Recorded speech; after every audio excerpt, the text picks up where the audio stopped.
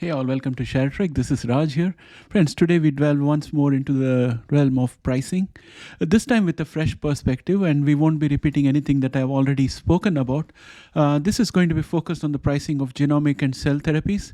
And in this segment, we approach the subject from the point of view of investors, aiming to decipher the intricate dynamics that govern pricing and by extension, the profitability and valuation of companies in this field. Therefore, it's very important for investors and for patients as well as all stakeholders. This could be an eye-opener. This discussion may shed light on the forces shaping the landscape of healthcare, especially true for companies that create cell and gene therapies, because most of these new therapies that are coming in are once and done therapies, and they are aimed at curing a patient as against the current therapies which we have, which are symptom management, which are recurring purchases. So it's worth noting that at times our discussion may seem to put a numerical value on matters that profoundly impact human lives. However, the approach is not meant to be clinical, but rather a reflection of the real world scenarios where financial considerations inevitably play a pivotal role. Those entrusted with managing resources and generating returns must navigate these constraints responsibly, and that's the reason why we find these things happening. With the context that I have provided you in mind, let's embark on this exploration.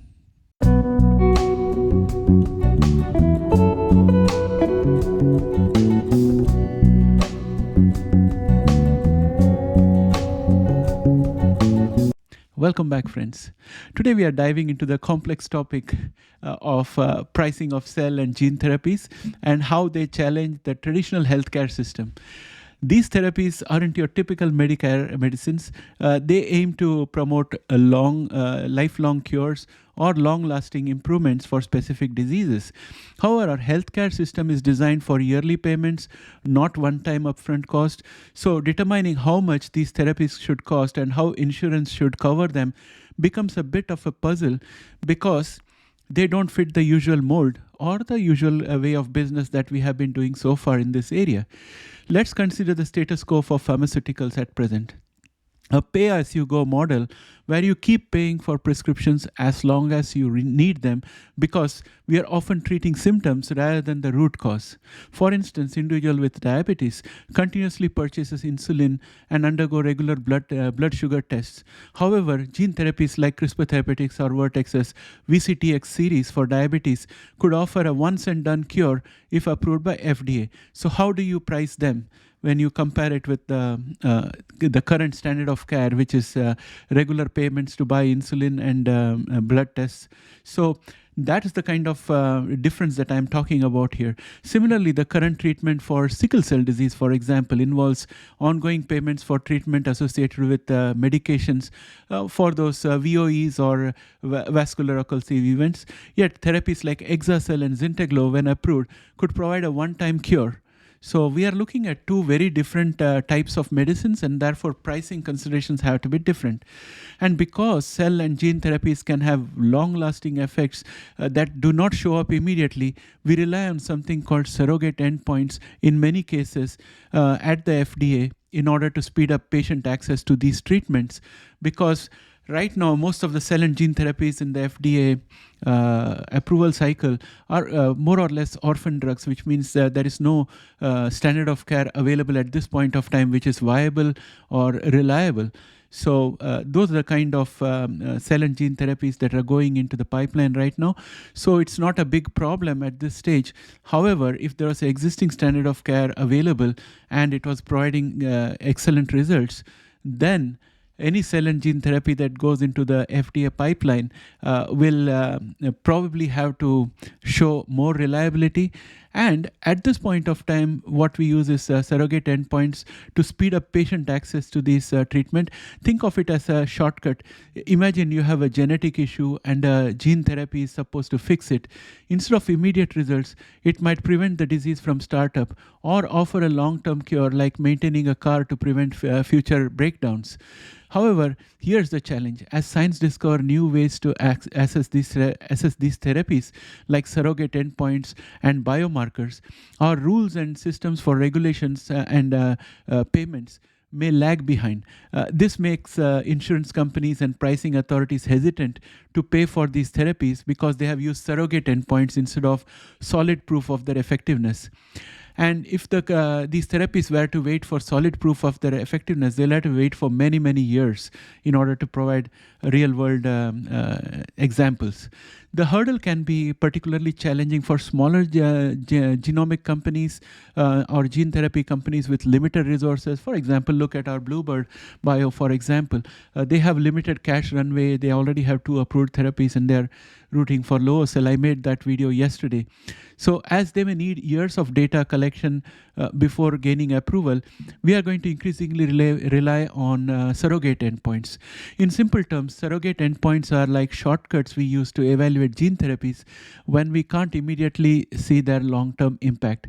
But our healthcare system may need updating to keep pace with evolving science so that patients who are paying for insurance may get the benefit of these therapies.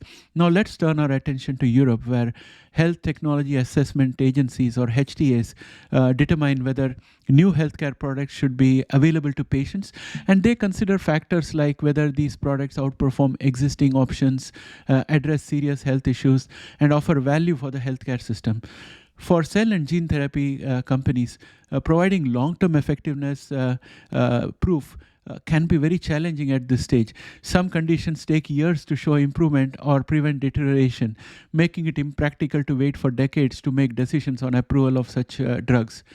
Here's the interesting part. If regulators start approving cell and gene therapies based on shorter-term results, it could provide patients with faster and more accurate access to these treatments. In 2025, Europe will introduce a new system where they collaborate to assess these therapies, potentially using real-world evidence collected after approval to inform decisions for the entire European Union based on what is happening in each country in terms of existing standard of care and the costs. This might also have potential to influence what happens in the United States, where the organizations like ICER, or Institute for Clinical and Economic Review, may adopt similar approaches. But it's important to note that not all cell and gene therapies require surrogate endpoints, and the calculus may vary depending on the condition they address. In cases where a standard of care exists, cell and gene therapies must outperform it to be considered. Additionally, the age of the patient could play a role, with younger patients potentially receiving higher value for one-time gene therapies because they have a longer period of life to live, and so there is more value for younger patient as compared to somebody who is maybe 60 years old with a life expectancy of 80. So they are just looking at 20 years out there, whereas someone who is 18 years old, if they get a treatment, we are looking at almost 60 or 70 years of life. So the value of the therapy for the insurer and the payee is much higher. And this is where I said it's like bean counting, but this is the practical reality. Furthermore, as more gene therapies get approved, some indications might be avoided if the current standard of care is cost effective. Companies may choose to include these indications in their pipelines with a long-term view while pricing to recover costs and remain competitive, or they may avoid the indication altogether. So that's what I think might likely happen going forward. In conclusion, I would say that the world of healthcare and economics often collides in complex way.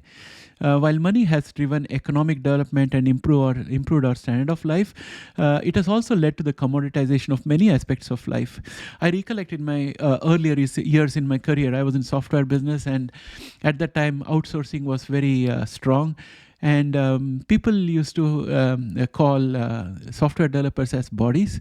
And also there was a term called body shopping. And I was really alarmed when I heard about those things. It was a very surreal experience of calling living people with names as bodies.